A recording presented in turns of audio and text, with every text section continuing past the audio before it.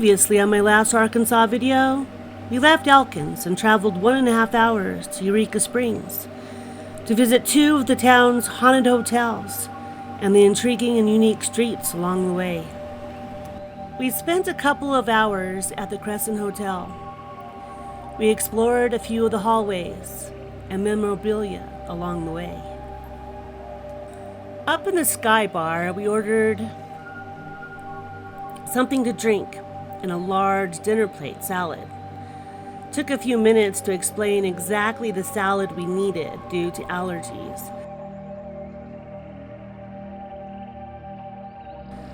But in the end, the service was hospitable and the food good. It took about 45 minutes from order until we got our food.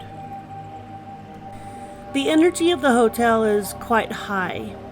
As we walked around, I kept looking over my shoulder, thinking someone was following us and or watching. Someone was, but not the hotel staff. My feeling, a nurse that watches over the hotel, and she loves when you can sense her nearby. I spoke to the wait staff, and a few said they did have personal paranormal experiences. Although a few did say they tend to ignore the ghosts. One waitress showed me pictures that she had taken down the hallways of the Crescent, and there looked like a nurse bent over a patient, as well as orbs and ectoplasm, a ghostly presence that can resemble a mist or waves.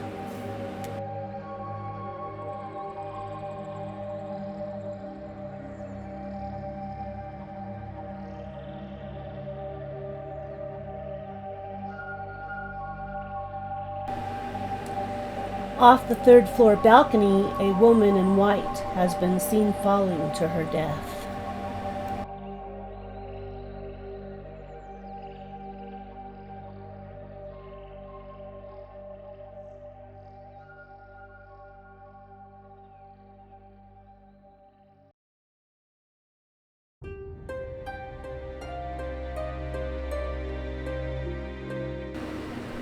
There were amazing artwork on the walls, blueprints for planning and decorating the hotel, and beautiful antiques.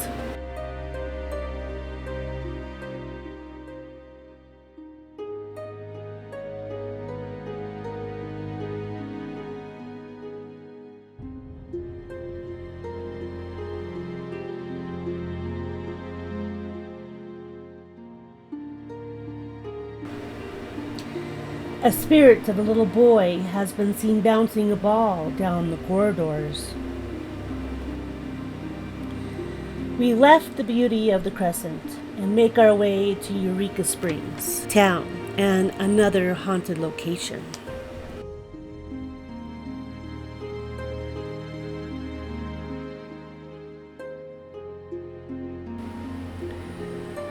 The Basin Park, the People's Hotel, circa 1905, constructed on a house fire called the Perry House of 1890. The tallest building in Eureka Springs, built on and by the Native American Osage neutral ground of Basin Spring Park, also known as a haunted hotel due to the paranormal energies of illegal liquor, slot machines, late-night card games, and illicit activity since the Prohibition era.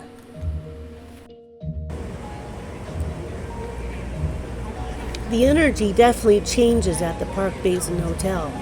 A bit of a darker feel, flames flicking at your feet, gamblers hiding in the corners, and Prohibition energy way down in the underground cave beneath the hotel.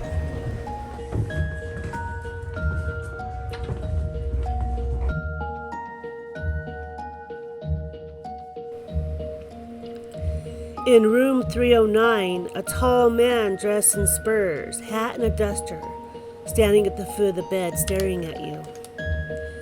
In room 218, a black form crawling across the floor until disappearing.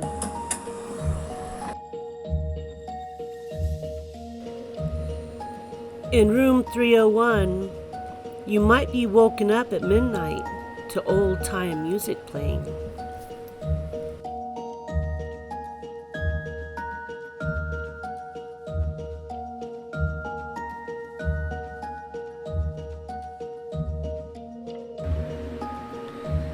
We explored the lounge. I had a little trouble breathing and began to cough. There's some crazy energy in this room. I will love to come back and stay the night, but be prepared. The antique artifacts displayed in this room are really fascinating.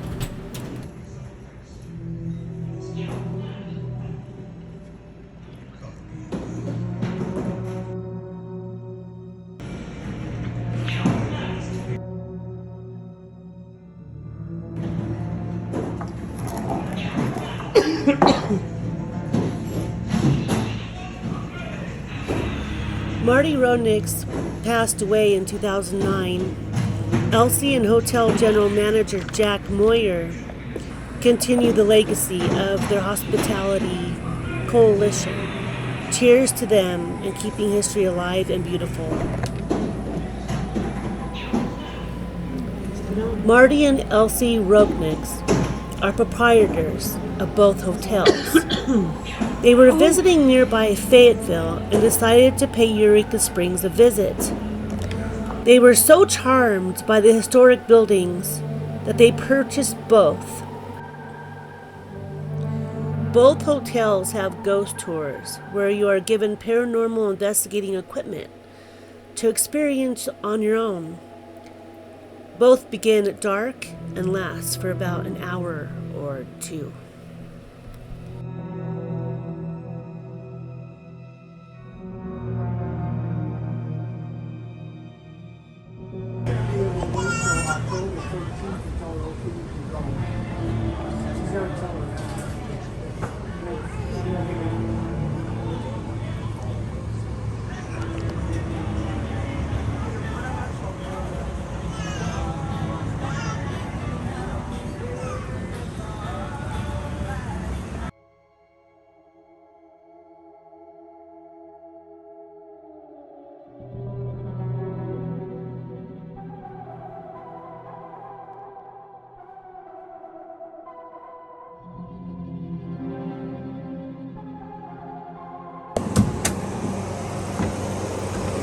The city of Eureka Springs was founded and named on July 4th, 1879, whereas the miracle of the healing waters spread, bringing thousands of visitors to the encampments, tents, and hastily built shanties. In 1882, the railroad was brought to the city, founded by carpetbagger General Powell Clayton, and built his own town after his term to construct thousands of residencies and commercial structures, many of the structures still standing, including the Crescent and Park Basin Hotel. The entirety of the town of Eureka Springs is on the National Register of Historic Places.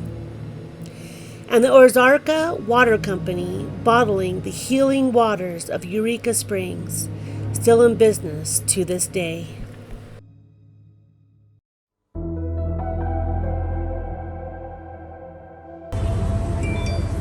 Blackie's backyard.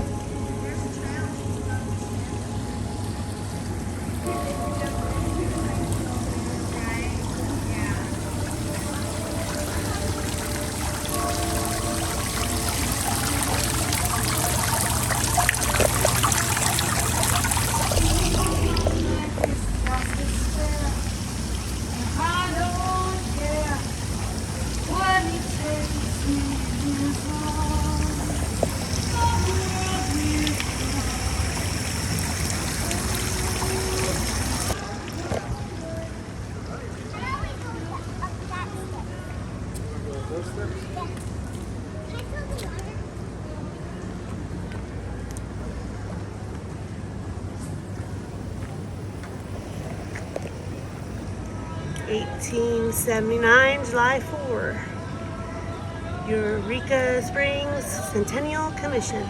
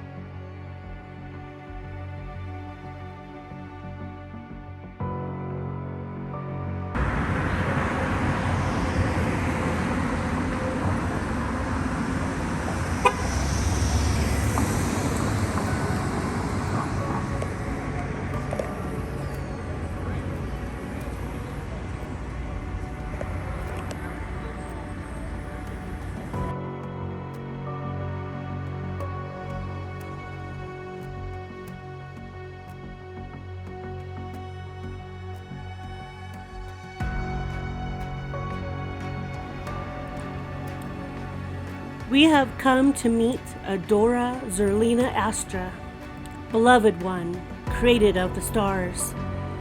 Built in late 2012 by sculptor Bruce Anderson, celebrating the feminine energy of the cosmos. Built for this chili restaurant owners to stand in front and look over the Basin Spring Park. She holds an orb in one hand and a heart-shaped sculpture in her other, covered in sparkly hand-cut tiles, inspired by the Hubble telescope photographs.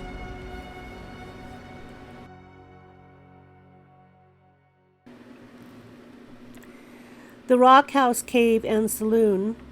Osage Indians made their homes under rocky overhangs for centuries before early European explorers came seeking the legendary healing springs. American pioneers finally reached the vicinity where they identified and named the Basin Spring. Hunters from nearby settlements tracking deer and bear encamped there also in early years of the 19th century. Alva Jackson, a pioneer physician, often visited the Indian healing spring and used the waters to treat disease. The Civil War brought armies of both North and South into the vicinity, and many skirmishes occurred. The Battle of Pea Ridge was fought just 20 miles away. Soldiers, either wounded in battle or worn out from the stress of war, were brought to the Indian healing spring. Dr. Jackson treated their wounds in a makeshift hospital under the bluff, which can be called the Rock House. Tradition tells us that the soldiers who came were both Confederate and Union, and all received help from Dr. Jackson, assisted by the healing waters. Health seekers arriving at Basin Spring in the 1880s found the rough sawn board enclosure under the bluff being used for a variety of purposes, including, for a time, the Rock House Saloon.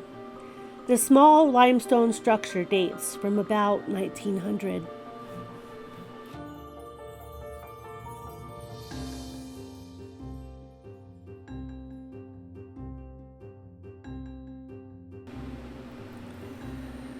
Basin Spring Bathhouse.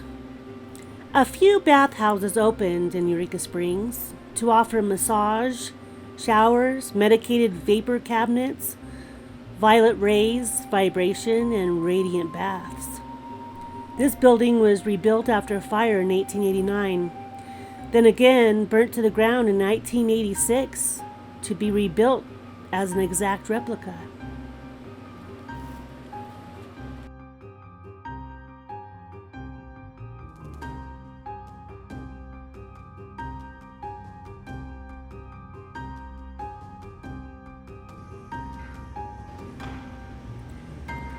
Local volunteers came up with painting these staircases in rainbow to represent all races,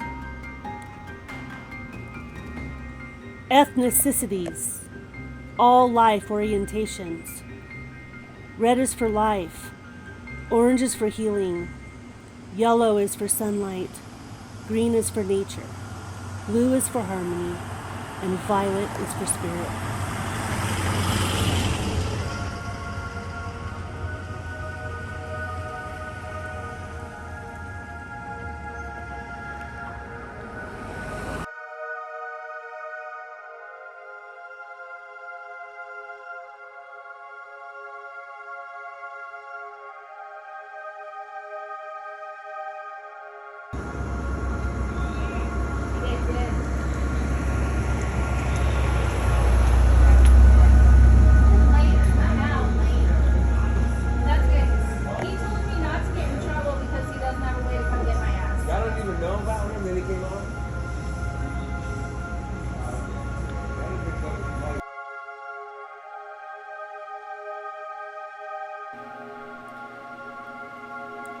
Here used to sit the masculine energy to the mermaid Adora. But alas, Humpty Dumpty has fallen and not returned.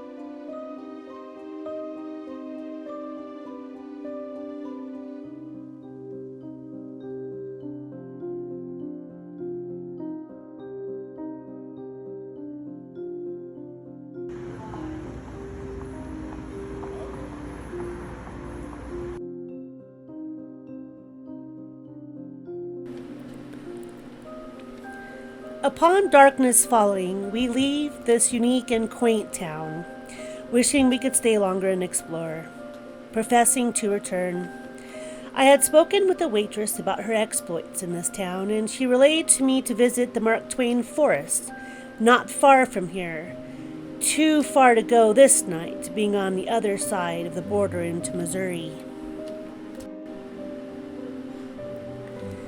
She continued to tell me that she and a few friends were driving up into the forest, and soon as dusk began to settle, they saw in front of their car, to the side of the road, a black 7 to 8 foot tall winged creature with glowing red eyes. They all cried out in instant fright, and the driver instantly turned the car around and they hightailed it out of the forest. More than a dozen sightings come in every year of this urban legend. Only those of us who see these interdimensional creatures believe.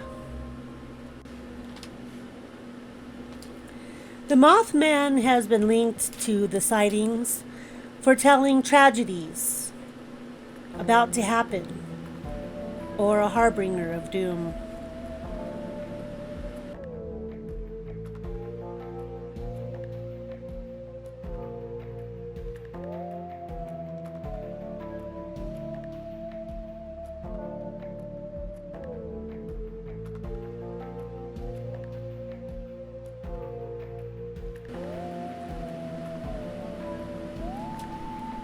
Built around 1901 and continuing to be a bathhouse to this day, very palace-like with the thick limestone walls.